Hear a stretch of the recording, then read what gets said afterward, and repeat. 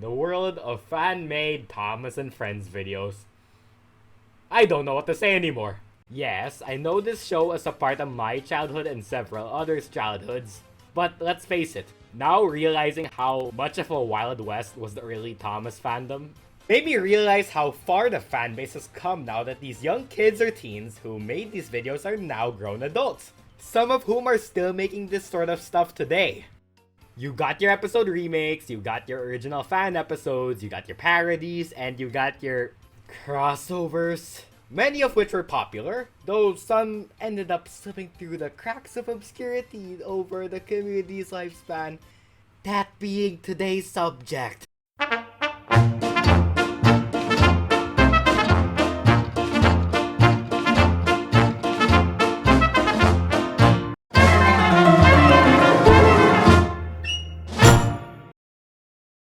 Look, I had zero intention to cover this topic until several months ago, because my first instinct was to cover old Thomas YouTube videos more popular in the heyday like Timothy the Ghost Engine. But some suggestions made by Grady Naylor, who you might know as that one dude who always shows up on YouTube or Twitter, suggested once a long time ago that I should cover City Trams. I usually do not take suggestions from people unless it's something that really interests me. But City Trams, despite barely hearing about it until this point, actually struck me with an aura of mystery and nostalgia I never had. So I kept digging, and digging, and digging, and oh boy, not only it's filled with lost media and merchandise that only few know or have, but it was also the catalyst for a forgotten sub-niche of Thomas videos that probably gained more fame than this video's topic. It would be extremely easy for me to write this off as just a cheap, low-budget Thomas and Friends at the end of the day. Wait, it's not even that. It's a low-budget underground Ernie. But I think taking that easy way out wouldn't have done it justice. One lost DVD rip and the actual City Trams creator's effort to direct message me later, I managed to dig up more than what the fandom has chewed in its existence. Hey kids, grab your tickets because we are gonna go to the city to meet some trams. Let's City Trams! City Trams was spearheaded by Combine Harvester 01, or as he's known now, CB Animator, or if we are using his real name, Chris. According to a now defunct website on the series, it reads as follows. City Trams was the brainchild of young filmmaker Christopher in 2008, combining his interests and family experiences. His younger brother with severe autism is an expert on modern children's programming, which in Christopher's view was highly poor and lacking compared to more classic shows and stories. As a budding filmmaker since 2004 and a huge fan of animation of all forms, Christopher was interested in creating his own children's stories inspired by his experiences reading to his brother. The idea to base these adventures on trams came from Christopher's love of traveling, as he noticed trams were making a comeback during his visits to cities around the world, especially South London, Helsinki, Tokyo, Hanover, Munich, Hong Kong, and Manchester. He carried out a lot of research and wrote his experiences into stories, which would later form an animated series. The stories were designed to be creative, entertaining, funny, sad, cinematic, and have something for the whole family to enjoy, kids and parents alike. Reading all of this should give you the impression City Trams was a passion project from the get-go, despite everything else we will talk about. Knowing the format of City Trams now and other projects Chris worked on prior, one such work being Thomas the Model series, it is evident Thomas and Friends was the biggest inspiration. The note on lackluster kids shows is something I do relate to and, was something I discussed a few times before. When you consider when City Trams was developed, it was right around the era of Thomas and Friends under Hit Entertainment, where the late model and early CGI seasons to me and others pretty much went into a decline with stories that were either extremely formulaic or uninteresting. His firebox. So, I understand why this endeavor would be made from that longing for the olden days, as people say. Chris also pointed out to me that one part of City Trams' creation was his difficulty in writing real Thomas characters, so instead, he decided to write about his own trains. And I agree. Writing and coming up with original characters compared to adding extra material to pre-existing ones gives someone more freedom to write a character. After some frankly disastrous clay test models, which back then the series was meant to be called Tramway Tales, Chris would develop the show using Microsoft Paint for visuals, Windows Movie Maker for editing, and Crazy Talk for mount movements. Oh wait. Acknowledging the crudely drawn elephant in the room, yes, the animation is extremely archaic, and the weird motion capture mount movements do not help. A quick look at Crazy Talk shows that the program was made for the actors to project their mouth movements onto an image. But with these simplistic drawings, the actual talking falls into the uncanniest of valleys. And the crunched audio quality does not help at all. I could give it a try, I suppose, but you can't guarantee I'll find any serviceable. As an almost 20-something artist currently and just learning animation, now knowing the creator was a kid when these videos first hit YouTube, it is impressive what he accomplished with his skills, even when he admits these videos are cringe these days. Regardless, I think City Trams should give Thomas fans insight that anybody can make an internet video, regardless of age or skill level, and it does not have to be too ambitious, we can have fun with it. Speaking of ambitious, there was a DVD made for this thing, which is bizarre given this sort of Thomas fan merch isn't common due to copyright or lack of demand, but yeah, this was one of the many that slipped through the cracks over time.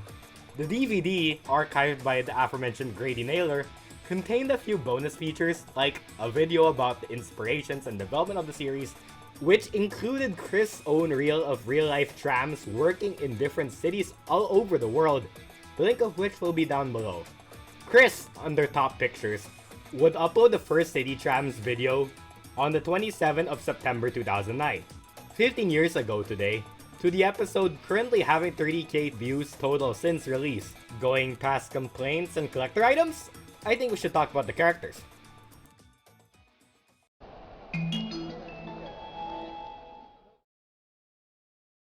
City Trams, as described by Chris. The characters themselves I see as completely different characters, every single one of them. They're all different in their own way. And I agree, they indeed are. So, you got our main four trams, who coincidentally look like another commuter vehicle quartet that wouldn't exist for another 2 years. Bruno, Albert, Eric, and Preston. Bruno is the blue tram, youngest of the fleet, with an anxious, mousy, and timid attitude. Often frightened or worried by situations, but easily brave depending on circumstance. I must carry on! I can't let them down! Albert is the red tram, who is the fastest and most confident of the fleet, but also the boastful and pompous one. However, he does mean well and is always a hard worker. Darn it, I'm too late. I can't catch up with her, but I must do my best. Eric is the yellow tram, who is the practical joker, coming all the way from Glasgow, Scotland. I'm Scottish! Though his trickery and adventurous spirit often get him into a lot of trouble. Oh my, there's a spider crawling down your front window. Preston is the green tram, who is the oldest, wisest, and most sensible of the fleet, always acting as a caring father figure to the others, with his experience and gentle nature. You'll be able to see for yourself, sir. We're coming up to the central station. We have our main four, but there are other characters like Patsy the kind and cheerful pink tram. Today was fun, big boy. Let's hope we can work together tomorrow too. Lambert, the antagonistic tram-hating truck. What, haven't you heard? They're building a new metro system, promising to be smoother, safer, faster, and cheaper. And there'll be no use for you trams. Robert, the hard-working purple maintenance tram. Don't worry, I don't think it's you they're laughing at. Captain Hook, the red breakdown crane. No, not that one. Oh, wow! Is there another party? Oh. And no, he's not that Captain Hook. Walter the brave rescue helicopter. They're both worn out, but they'll be okay. Jeff the friendly grey taxi. Albert's the runaway. He needs help right away. And our two humans, the humble and wealthy Mr. Martin Wells, the Taunton Tramway's owner and controller. And I can assure you that this tramway is not going anywhere. And Sam, a smart yet clumsy local mechanic. Poochie, not again. It's also impressive that a good chunk of the characters are based on specific prototypes. Yes, the four main characters are recolors of each other, but everyone else mostly are inspired. Talking to Chris about its development led me to realize that Robert is based on an electric tram he saw at the German Railway Museum, with a few other characters having very loose inspirations.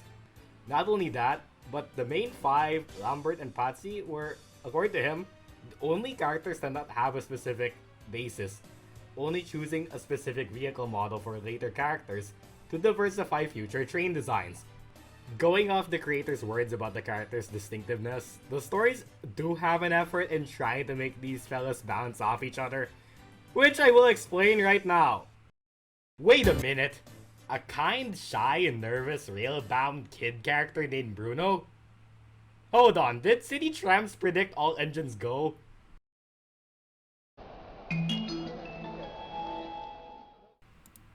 You know, instead of reviewing the entire writing style, this time, I'll just give a brief review of each episode from Series 1 to highlight my points, and to hopefully give you a sense of what each character is like. Episode 1, Silence of the Trams. So we have our four main characters facing the issue of a brand new metro system being built that could potentially put them out of service. Lambert the flatbed and his trio of Mexican taxis called the Taxi Trio. This work for the trams can only mean more work for us. And they try to provoke the trams. But by the end, the four trams realize they have nothing to worry about as the metro only goes to specific areas trams cannot reach. Just because the metro's here doesn't mean there'll be no passengers for us. After all, only the tram goes to the seaside or the park, for instance. The metro is mainly to take people to the new airport they're building. The episode reminds me of a ton of Thomas episodes where either Boji the bus or George the steamroller try provoking the engine, say, "Oh, trains are lame and roads are the future." Just in a modern context. A pretty good start and pilot to the series overall. Oh, and also graced us with this. Episode 2, Tramline Romance. After being bought by Mr. Wells and Sam from their old school friend Frank Donaldson, a new tram, the pretty pink Patsy, is sent over to help with the extra tramway work. Due to her being, well, a girl, Preston and Albert try to one-up each other to woo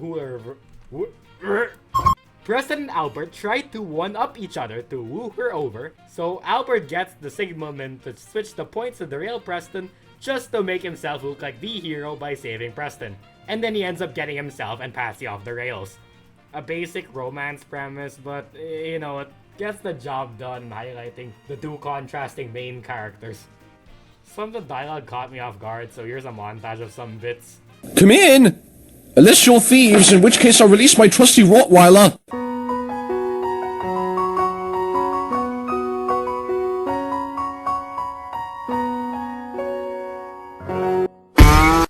Hey guys, Mr. Wells is speaking to you!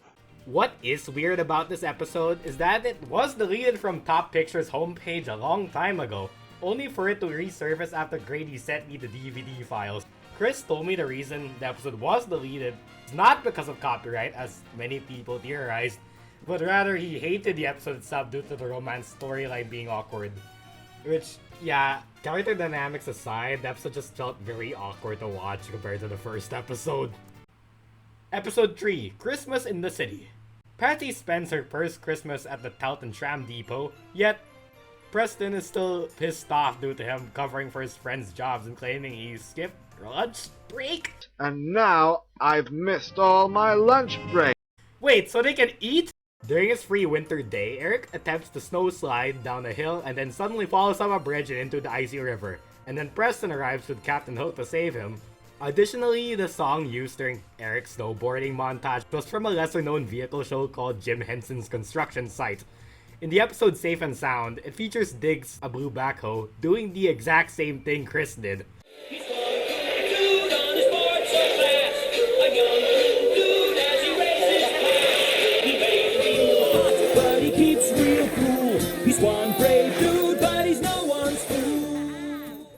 I may review this show one day, but moving on. Eric gets saved from his usual shenanigans to now know he shouldn't be reckless in harsh weather, and Preston learns the value of work by helping someone out, so he gets on vacation. A fairly standard Christmas episode, but a solid one nonetheless. Not a bad attempt either, as seeing the usually calm guy be grumpy for a change, even this early on, was just pretty nice, I might add. Episode 4, Snow Trouble for the Trams. The main 4 trams malfunctioned from winter weather affecting their motors and have to be fixed.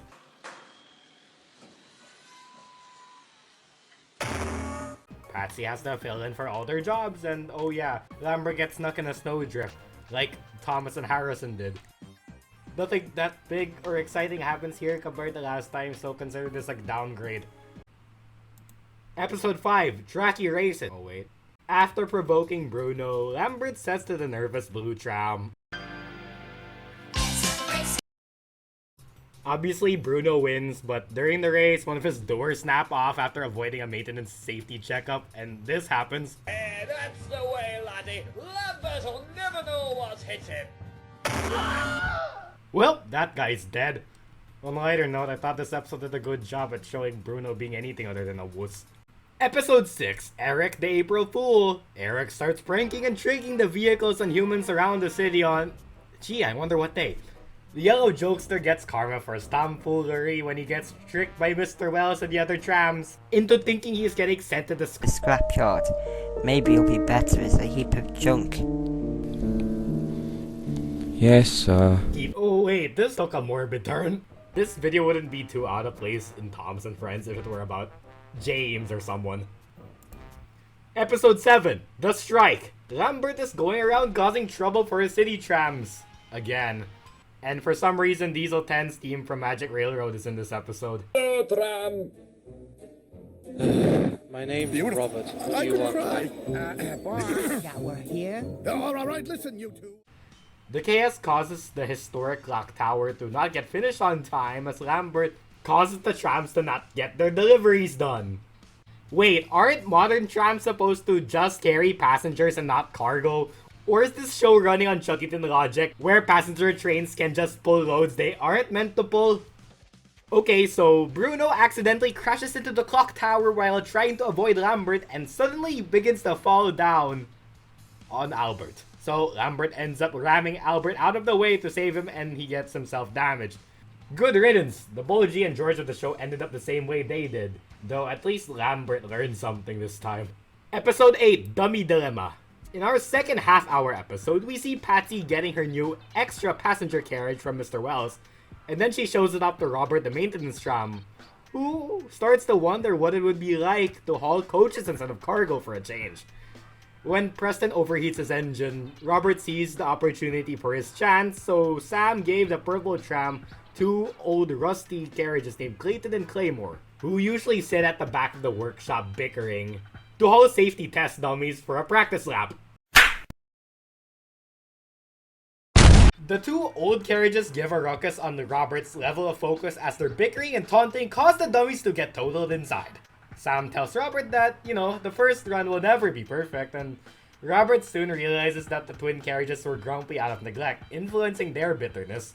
So the next day, the vintage passenger cars get refurbished by Sam and his workmen, like some old slow coach, a Japanese train, a coffee pot engine, and an archaic train, whose names I totally forgot. The only train-centric episode without a passenger train as the lead, and it was nice seeing Robert do something for once. Episode 9, Bruno the Brave. The blue scaredy tram Bruno has another solo episode developing himself, this time facing his fear of the dark by traveling through the evening night to collect a goods train and to take it to Central Station. With the help of Harold the helicopter, Walter, he gets over his fears. Again, another episode that feels very Thomas-esque, if you catch my drift. But oh hey, I like the continuity with Robert carrying Clayton and Claymore from the last episode. Neat! Episode 10, Albert the Runaway. The proud and cocky red tram Albert gets his brakes busted much like some other red proud train. I do love how, instead of another engine saving the runaway, it's a kid cyclist who manages to stop Albert from crashing by manually braking his wheels inside. While this episode does start predictably with Bruno's misfortune at the harbor and the whole chase plot, I like how the story subverted the second half, especially with how the trams drive themselves unlike those in Thomas. So, watching a human trying to stop a fully sentient vehicle by using controls that the talking machine cannot pull himself is rather smart. It's like if, say, Chuggington had an episode where instead of Callie or another engine stopping a runaway train, they get a human like Eddie or someone to apply the runaway's brakes internally. Hey look, a Pixar reference, yo! Episode 11, Traffic Sam. Sam, the tram engineer, fills in for Central Station's tower controller for the day. However, its usual operator gets sick. Obviously, being new to this means he unintentionally causes chaos. Ironic given his usual profession. Sam also tries putting on his best Saturday morning cartoon villain impression to get the patron's attention. I am in charge! You're in my power now! I am the controller of the station! Yup, and plays loud music. Oh my! What on earth is that noise? That's precisely what I want to know. All culminating in him getting fired from station duty. And you know what? This wasn't a bad episode. It's kind of funny after all. It made good use of the human characters in the main leads instead of the vehicles. What else? Oh, Miss Wells' mom's bad mic quality mixed with a fake accent makes the episode extra funnier. God blimey, Marty, you didn't need to go through all this trouble, you know! Episode 12, The Brothers Grin. After Albert and Patsy take a trip to a faraway city, Eric's two brothers from Scotland, Hamish and Seamus, come to visit and look over the missing tram's lines while they're away. After being careless and hitting high speeds, Seamus crashes into Lambert during the truck's egg delivery. Meanwhile, his brother Eric crashes at a sharp turn at the bottom of the hill and wait, somehow his passengers are still alive? His passengers get taken by those breakdancing taxis from the first episodes. Eric gets rescued by Robert and Captain Hook. Albert and Patsy return home. Eric and Seamus say sorry for their shenanigans. And Hamish playfully tricks Mr. Wells to making him think there's a spider on him. It's alright. I just wish Hamish did more than just, the joke. Episode 13, Oldie Goldie. In the third 20-minute episode, Preston gets worried about getting older after realizing his brakes start failing. After seeing Mr. Wells read about a modern tram in the newspaper, and Sam talking about his faulty equipment, the green oldie is convinced he will be sent to the scrapyard. The next day, during a run back to the sheds to seek shelter from the storm, Bruno caught a littered potato chip bag in his undercarriage, which causes his motor to falter, causing him to speed onto the wrong line by accident. When everyone back at the depot found out that Bruno was missing, Preston seeks out to look for him. Eventually, the green guy finds an opportunity for bravery as he and Walter rescue Bruno from certain doom after the blue guy almost dangles off a bridge. Wells and Sam clear up their words to Preston afterwards, saying they were never gonna scrap him anyway, and it was all a misunderstanding. Other than an alright credits song. When all you need is a good friend, to have someone to be your guide, you can be sure that you're never alone, with the City Trams by your side. This was a solid finale to this weird little internet show. While not necessarily 100% original, this episode stood out to me because it reminded me of the conflicts in the Chuggington episode, Poor Old Puffer Pete, and the Thomas episodes, Percy's Big Mistake, and Toby Feels Left Out. Just like the Chuggington episode, it deals with the eldest engine in town being thought to be taken out for parts, just to end up with that being a rumor, except the eldest engine is thinking those thoughts instead of two random kids. Percy's Big Mistake and Toby Feels Left Out both deal with the main characters thinking they're too old or too faulty to be useful after hearing Sir Topham Hatt say, oh, they need to go to the scrapyard or the museum in Toby's case. So, fearing their retirement, both characters do their absolute best to be really useful, only for them to know it was just mere eavesdropping on out-of-context conversation and they had nothing to worry about. Like, yeah, this City Trams episode clearly has a lot of similar tropes to these three, which, in retrospect, after a conversation with Chris about the production of City Trams, the chunk of the episode comparisons were completely coincidental. But I think this aspect shows a big strength the show has for Thomas Fandom content. While it does have similar tropes and ideas from Thomas and Friends and similar talking vehicle shows, I think the plots are executed differently enough to the point of these videos feeling fresh.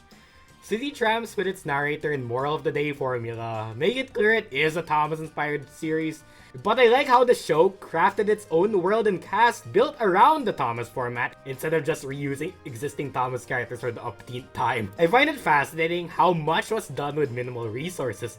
Yeah, the potato microphone audio quality is super lowbrow with constant feedback buzzing at certain lines. Ooh, the Daily Rail. I love these. Except those blooming passion pages. Blur. And with creepy wacky talk deep fake technology implemented, it ends up making talking scenes low quality in comparison to the 720p MS Paint art for still shots. Though remember, the creator was very young back then, but you know what? I'll give props for Chris' work, from the decent music choices to the sound effects being thrown in, or, you know, the script and the characters as a whole. I guarantee if City Trams came out today with these exact scripts, just with better voice acting and visuals, I guarantee City Trams would have done a lot better today. Though, back then, sadly, City Trams would be sent to retirement due to Chris dealing with personal issues and committing more to family life. Thus, he quit City Trams after episode 13 with an already planned second season and special being cancelled.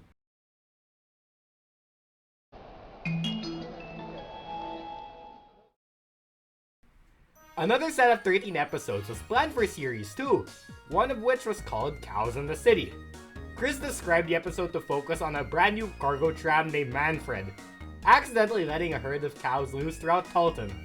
Another planned episode was Bruno Knows Best, a story about the shy blue tram repainting himself in Present's green colors to gain respect after being made fun of by the others. 4 other characters were also present, but weren't written to any episodes. Like Shiharu, a quirky orange bilingual Japanese streetcar from Matsuyama, Declan, the city's metro train that carries passengers from the central station to the airport, Lewis, a smart double-decker tram who loves math and trivia, and Goronwi, a wise Welsh mountain tram working on Mount Maroglet. He did have an introductory episode in the plans, Albert's Mountain Adventure, though nothing was made other than this one poster. Season 2 also contained a planned City Trams special called Scrapyard Breakout because I guess Chris wanted to do something like the annual Thomas DVD movies? Developed in tandem with Michael Evans, aka Thomas Fan 8, who was more well known for the Thomas Fan film Jeopardy, the feature would have featured roughly 50 minutes total with a planned 2012 release. This special would have introduced Chiharu properly before potential episodes starring her, alongside several others made for the special. A trailer was uploaded on the 1st of January 2012 with its unfinished script still out there and archived. A read-through made it look pretty interesting. Albert goes missing after a fallout with the other trams at the depot when he traveled on a long line through the woods and across an old viaduct, and meets 4 new trams in a derelict town called Greenbury. Quentin, Millie, and the twins, Rick and Nick, who seem to be like the logging locos in their desire to be more useful in a successful area and hopefully aren't as terrible. A cunning scrapyard crane named Clive is after Albert and the others, alongside his assistant Banger, a clumsy old flatbed truck, and his henchmen of road cranes. So, the Talton Trams formulate a rescue plan to get Albert back home to Talton. With the vehicle discovering a new place and getting stuck in somewhere because of the villains and the others having to perform a prison breakout of sorts, it feels like Journey Beyond Sodor before Journey Beyond Sodor. I advise you to look all of these salvage pieces linked down below to give you a better idea of the ambitious plans Chris had in mind. There was a second special plan called Legend of the Lost Line, where in this story, Mr. Wells finds an old scrapbook in his office that contains the Talton Tramway's century-old history. After he seeks to restore the very first tram line built and to build a new museum to mark the Taunton Tramway's 100th anniversary. Feels very great discovery, though not much was done other than a synopsis and a poster. Now understanding Chris' busyness with family and life, I get why he'd lose interest in making the series. Trust me, I've been there. Especially when considering City Trams wasn't as popular as the other early 2010s Thomas fan series like Mad Bomber, Transformers, or any of the fan-made episodes by Rama Fool, Miss Oliver and the Blossom, Thomas Wooden Railway, or Train Boy 54. City Trams just didn't have a lot of views. Like, according to the Scrapyard Breakout website, Top Pictures channel only had 63 subscribers by February 2012 and 899 total channel views. And even today, it barely broke 1,000 as it sits at 833 subscribers today, with the most viewed video having at least 30k views since its initial release. And what's stranger is that surrounding all of City Trams production was a slew of similar Thomas-related videos with the same format of custom MS Paint episodes.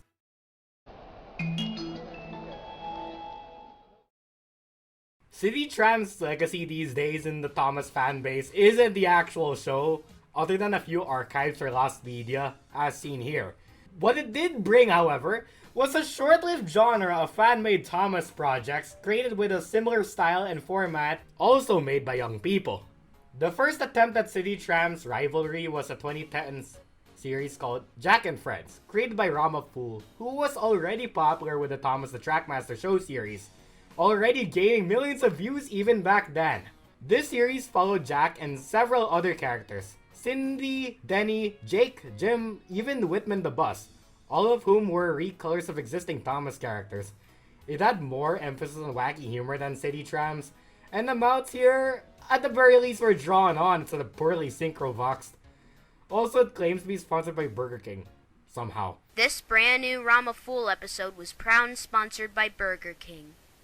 Not really! Another similar show, Tank Engine Chat and Friends, was kick-started by The Cool Man, a guy known for making tons of Thomas and Friends episode remakes. This series, instead of being set in the UK like City Trams or Jack and Friends, was set in New York City! Despite all of the engines still having British designs. The final example was Boris and Friends, a series about a yellow Thomas named Boris, living in Wales and doing jobs around town. Created by Toja Luna, or as he's known now, Husker the Wolf or Mr. Cool Blue, a guy with quite the infamous reputation in the fandom since those days. But, his laundry list of lunacy will have to wait for another time. These three series, while harmless, didn't have the same level of charm or care that City Trams presented. I get that these people who made these videos are also very young like Chris. Looking at these makes Chris' own efforts with City Trams feel more genuine. It wasn't just Thomas, again. It tried to do something new with the existing tropes and writing style. One notable thing is that Tank Engine Chat and Friends had an episode where Thomas the Tank Engine himself arrives in New York City, something he wouldn't even do until a short from the official Thomas channel around 2015. And get this, said episode has not just Wario and Waluigi from Super Mario Bros, but Oishi and Noodles from the Swash web series Oishi High School Battle. Which, you know, that's the last thing I'd expect someone to reference and cross over to a Thomas video after Phineas and Ferb. What shocked me was Boris and Friends copying the City Trams episode Silence of the Trams with the episode Silence of the Engines, right down to who is a Green Lambert hating the engines and sending a trio of taxis to fight the trains. And somehow this got more views than the original? Oh, okay, that's it. I'm disappointed. Joey was bad even back then. Okay, I'm done here. City Trams isn't bad. It's like the precursor or granddad to 2D Thomas videos of today. In the same vein, the videos using toys and trains footage would develop further into what they are right now. While never the most popular Thomas fan show then and now, especially right next to my last two Thomas adjacent topics, it was a big feat for a young Chris more than a decade ago. Since City Trams, he stopped posting videos after a fan film remaking the Duke the Lost Engine stories from the Railway series, and the Thomas show proper, which never got off the ground. And since 9 years ago, he had left the Thomas fandom. City Trams sticks out to me because it was a kid's first go at a cartoon of some kind. And I am just learning now how to animate and storyboard. And knowing this kid back then did all of this, I'm impressed at how much Chris was able to do with only 13 episodes in 2 hours of footage. In retrospect, I think City Trams should serve as a reminder that anybody can make a little series or project regardless of age or skill set, not just with Thomas fan projects. All it takes is just talent, passion, and heart to keep it going. While he looks down on the series now based on recent discussions I've had with him, I thank Chris for sticking around to provide information and insight into the show's production. And I highly recommend checking out the entire City Trams series right on Chris' brand new official City Trams channel, complete with the obscure and lost City Trams media I showed in my video. Right down in the description. I also want to thank Grady Naylor for being enthusiastic enough to provide me and help with lost and obscure City Trams media, plus Ackley Attack once again deserves a thanks for giving me insight into the fandom's culture from its early years, with Ackley also proofreading the script for any pieces of City Trams lore, story, or media that I got wrong or forgot to include. These three people helped make this video possible, and I'm grateful for their contributions.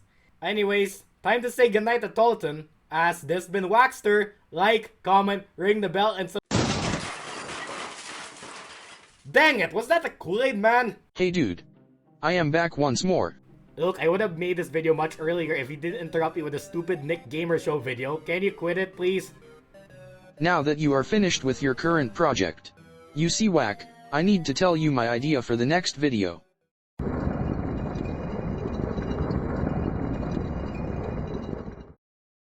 Uh-oh. I genuinely think it will be the best next thing to do after your Mighty Express and AEG video. Wait, never mind. I had ideas to review this show already. Never mind, Gmod error guy. You can go home now.